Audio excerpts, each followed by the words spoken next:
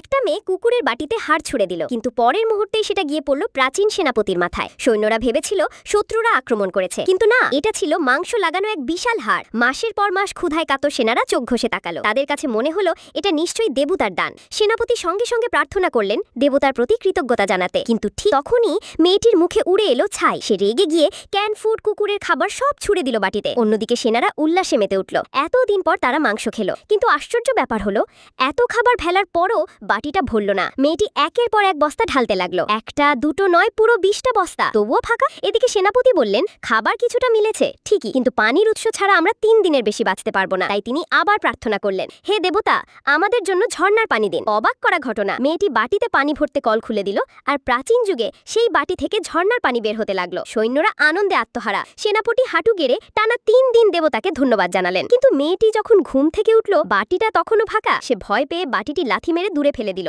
আর ঠিক তখনই বাটির ভেতর থেকে ভেসে উঠল রক্তে লেখা এক রহস্যময় চিঠি।